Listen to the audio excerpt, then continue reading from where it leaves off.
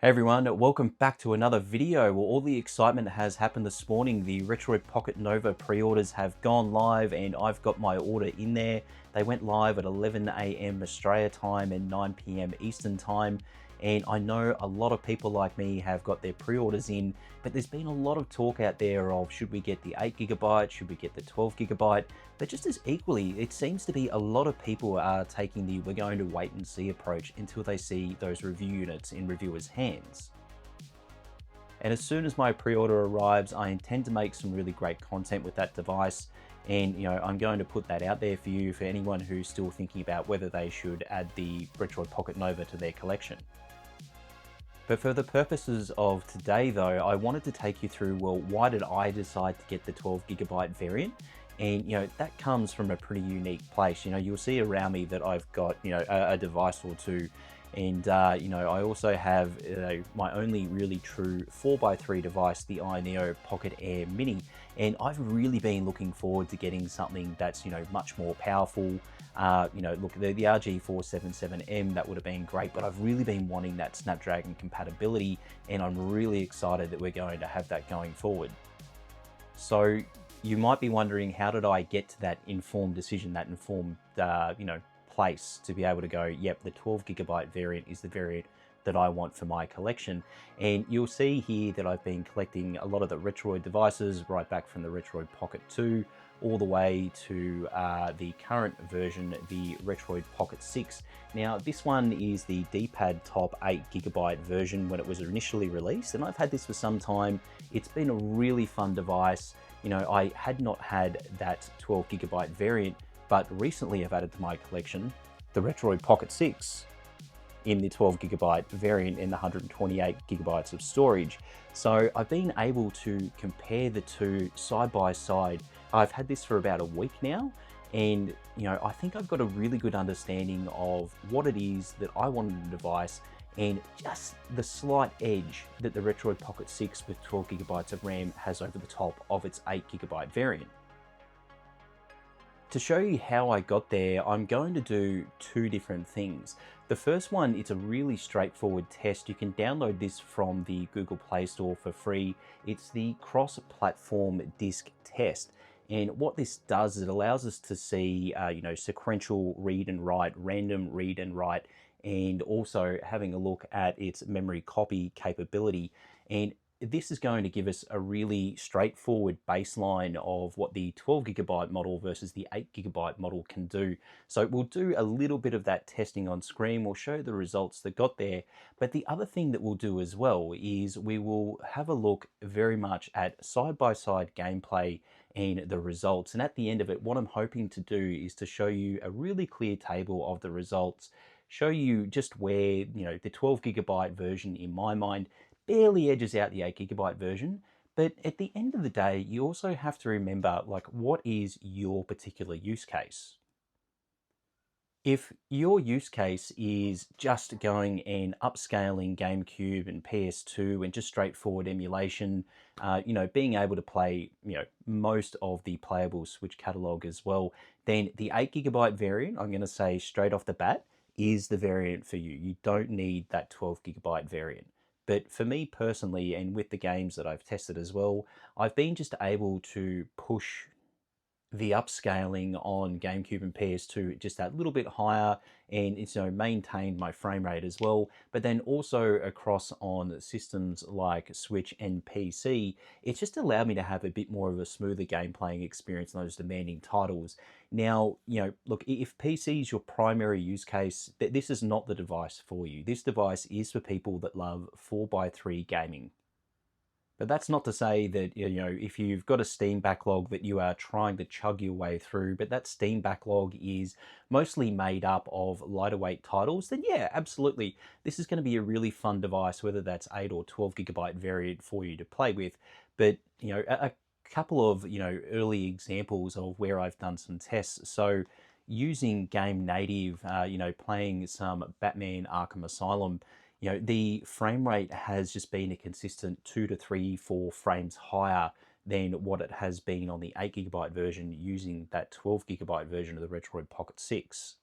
Now, just to be clear, neither of those devices could play Batman Arkham Asylum at full speed, but the Retroid Pocket 6 and the 12 GB variant, it absolutely got closest to it with the, the cleanest, smoothest gameplay. But that 8 GB variant is really not far behind. You could probably, smooth out that gameplay by adjusting the settings a little bit more. And, for Game Native as well, for testing today, we're going to do testing with Mouse PI for Hire as well. And then also a really lightweight title, a 2D platformer Visit. And then for Switch, we're going to be testing The Legend of Zelda Breath of the Wild, and then also Hollow Knight Silksong. Hollow Knight Silksong plays absolutely fine on both of them. But, look, Legend of Zelda Breath of the Wild, that's probably where we're going to see that greatest differentiation in frame rate. We've also got a couple of other games with, PS2 and GameCube. Look, we'll try and pick some examples of games that really show that performance difference that you're going to get, or that lack of performance difference. And I hope that you enjoy the testing. Let's jump right into it.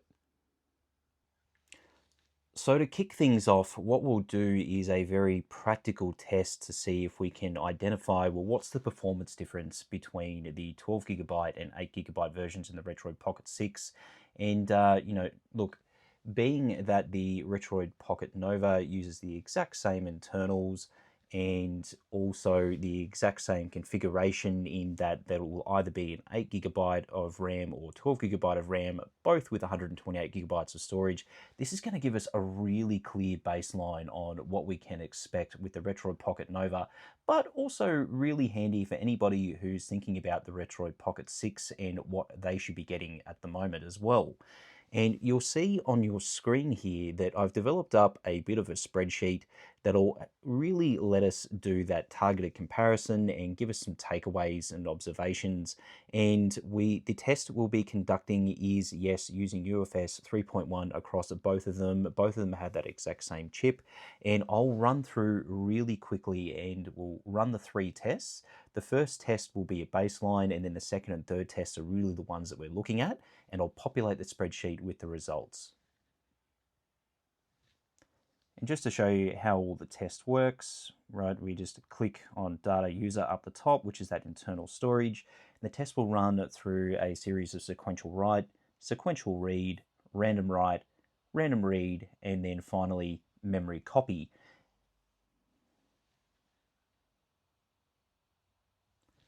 And you can see the test doesn't take long to run whatsoever.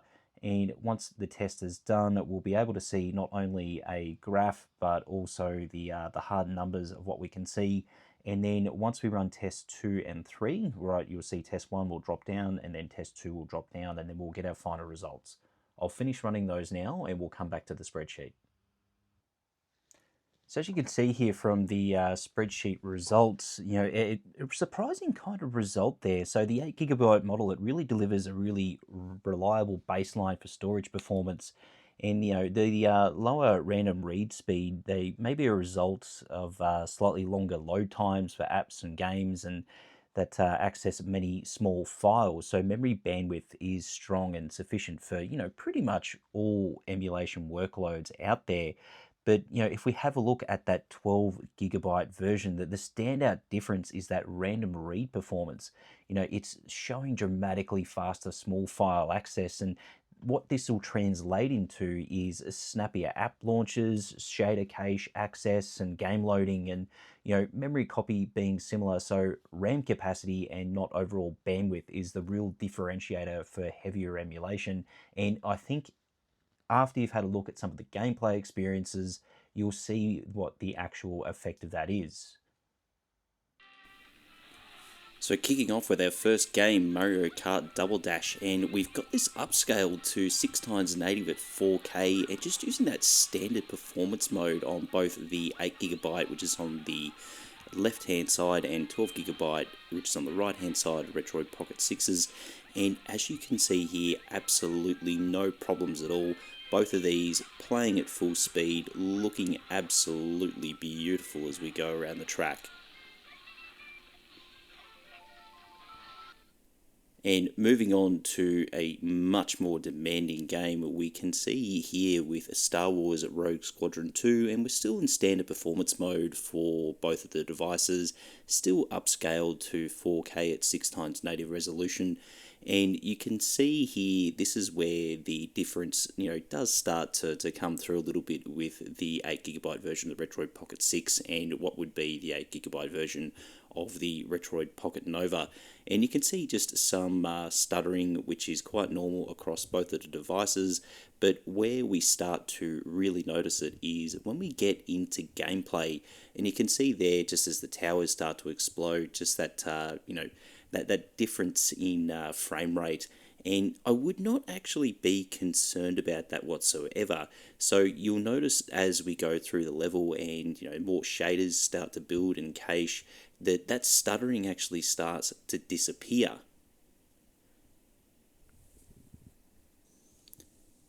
So much so that by the time that we do approach the end of the level, you can see that performance gap between the two has really closed and nearly all but evaporated. So, worst case scenario for the 8GB Retroid Pocket 6 with Star Wars Rogue Squadron 2, you're just going to have to get into the level and just let those shaders build, and then the game will absolutely smooth out from there. And that'll be the same for any high intensity GameCube game that you might be playing.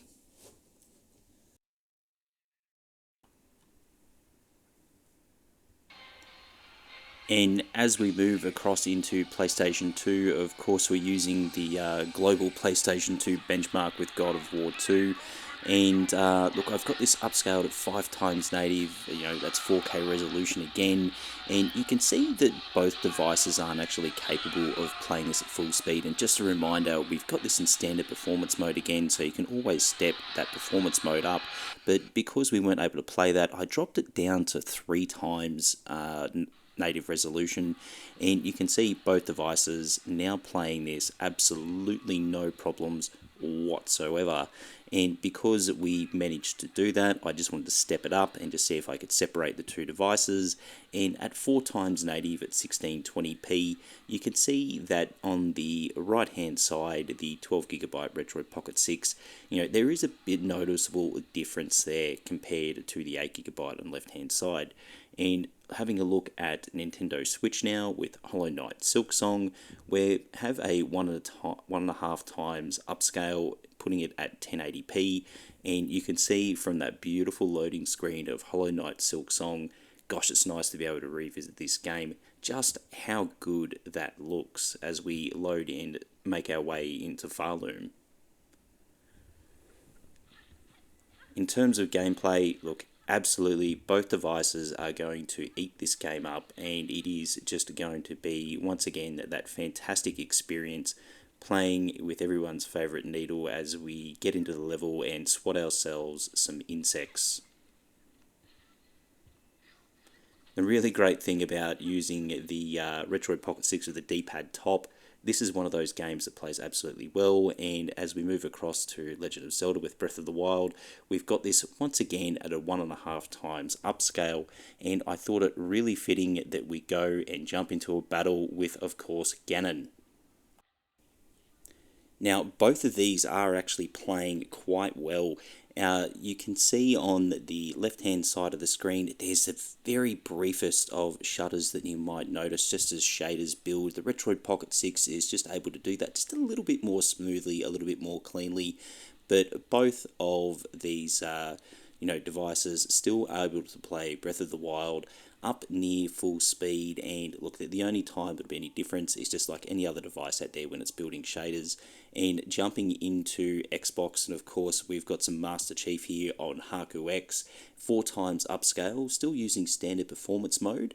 And this was actually a really interesting little experiment here, and something that I did not expect. There's the thumbs up for a bit of Master Chief. The 8GB Retroid Pocket 6 in this instance actually, for some really strange reason, outperformed the 12GB version, and I really don't know what the case is there. Frames per second on average were just slightly higher than on the 8GB versus the 12GB, but nevertheless, still a lot of fun to run around the Pillar of Autumn and you know, chase some elites and the Covenant and try and get them off our ship. I had a really good time doing this, and you know, look, I know anybody who's playing this will have a great time in doing that as well. Now, for a lot of us, no trip down the Xbox memory lane is complete unless we've got some Panzer Dragoon Auto. And look, you know, once again, both of these devices at that 4x upscale and standard performance mode, playing absolutely beautifully. How great does that, you know, that graphic fidelity look with 4x upscale on this? And we're using the Mr. Purple T26 driver, and we've been doing that across PlayStation 2, GameCube, and Nintendo Switch so far, along with original Xbox. You can see here that the gameplay is beautiful and smooth. There's no issues there whatsoever.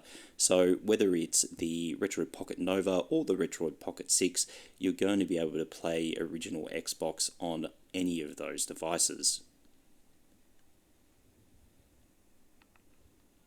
And jumping into that next generation along with Xbox 360 using the X360 mobile app, which we've been doing some testing of my channel.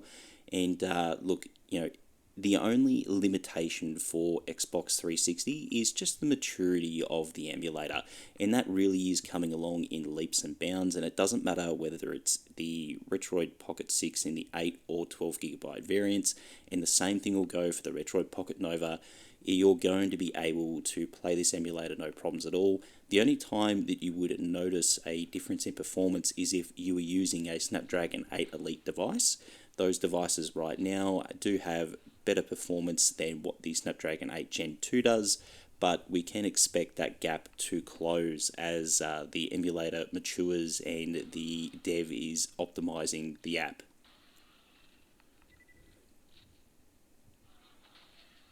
You can see there, you know, the occasional graphical glitch and some slowdowns, but otherwise, you know, to be able to play a game that we haven't all been able to play in a very long time on, you know, native emulation, that's still a really exciting time. You know, a lot to go in the future, and we're stepping forward here into game native and PC emulation. And this is that I talked about before. This is a really great, you know, 2D side scroller platformer. I always have a great time playing this game. It's one that I constantly dig out and constantly play in Steam.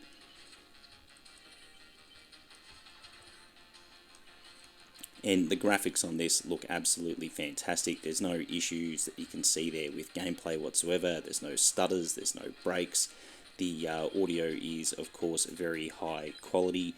And stepping into our next PC game as well, look, we're going to do a bit of Mouse PI for Hire, and this is a game that only released here not too long ago whatsoever, and this, you know, plays really, really well on, as you can see here, the Retroid Pocket 6 in the 8GB variant. Now, 60 frames per second was our target FPS for this, and you can see that it's constantly knocking up and hitting 60 FPS, and if we take the frame rate limiter off, there's quite often that it will jump right up past that as well. So still, of course, in standard performance mode, and I did jump this up into performance mode at one point. Yeah, it did slightly increase the overall FPS, but look, still, from what you can see on screen, still quite a, you know, clear and fun game to play, quite smooth gameplay. Look, you'll be able to do quite a lot with PC emulation for those lighter PC games, just like on any Android device right now. Well, I hope you enjoyed that. So at the end of the day, the performance difference, look, really not that much overall. But if your use case is having a device that, you know, is a pick up and play it all style device, then yeah, absolutely spend the extra money, get the 12GB variant. But if your use case is solidly grounded in being able to upscale those retro systems, you know, GameCube and PS2, the 8GB variant is absolutely going to be enough. So that's the variant that I would recommend. But, you know, if you're like me, you want to be able to travel around and then all of a sudden you have a hankering to be able to play something from your Steam backlog that would just need just that little bit of extra RAM, then I think that 12GB variant is going to be for you. Thanks very much for watching the video today, and don't forget to like, comment and subscribe. It really helps me grow the channel. And until I see you in the next video, play on.